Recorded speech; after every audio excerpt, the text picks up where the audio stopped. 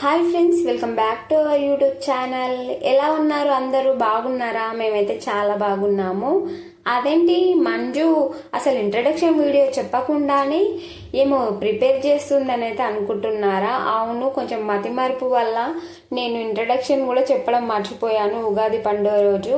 అయితే ఈ వీడియో ఉగాది పండుగ రోజు మార్నింగ్ తీసిన వీడియో.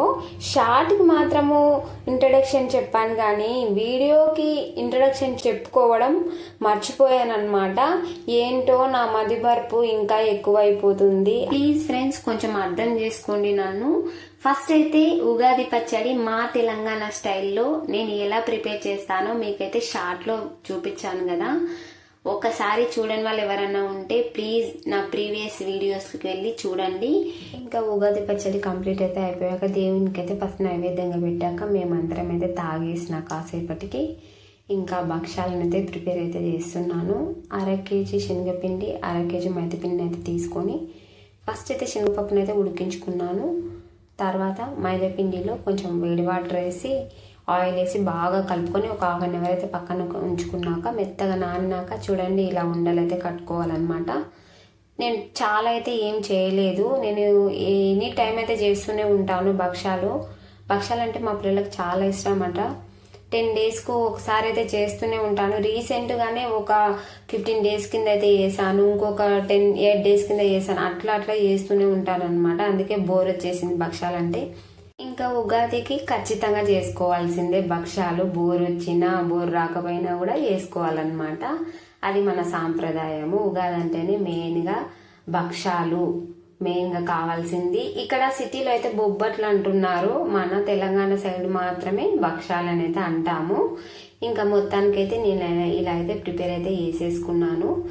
స్వీట్ అయితే ఎక్కువ అయితే మేము తినము, చాలా తక్కువ తింటాము. కొంచెం స్వీట్ ఎక్కువయ్యేసరికి నాకైతే మత్తు వస్తుంది అనమాట.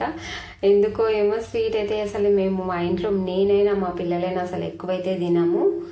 ఇంకా ఏదో అలా చేయాలి అన్నట్టు ఒక 15 ఏమో వేసేసాను.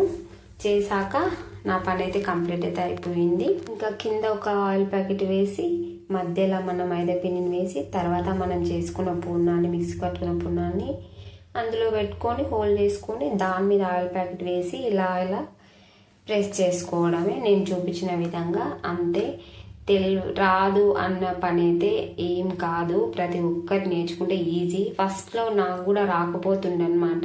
చిన్న చేస్తుంటేనే నాకు వచ్చేసింది.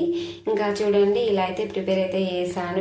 వేడిగా ఉన్నాయి, చాలా బాగా వచ్చాయి అనమాట. ఇలా అయితే ప్రిపేర్ అయితే చేసుకున్నాము మేము ఉగాదికి అయితే. చూడండి ఫ్రెండ్స్, ఎంత స్పాంజీ టైప్ వచ్చాయన్నమాట. భక్షాలు సూపర్ గా వచ్చాయి ఫ్రెండ్స్. ఇంకా వేడిగా అయితే చాలా బాగున్నాయి. ఇంకా ప్లేట్లో వేసుకున్నాను. టెంప్ట్ అయిపోయాను నేనైతే. ఇంకా ఎప్పుడెప్పుడు చేసుకున్నా కూడా ఎందుకో అలా చేసి నెమ్మడే ఇలా నోరు ఊరిపోతుంది అనమాట. ఇంకా అందుకే వేడిగా అయితే తింటున్నాను. ఇది ఫ్రెండ్స్ ఈరోజు మన వ్లాగ్ అయితే.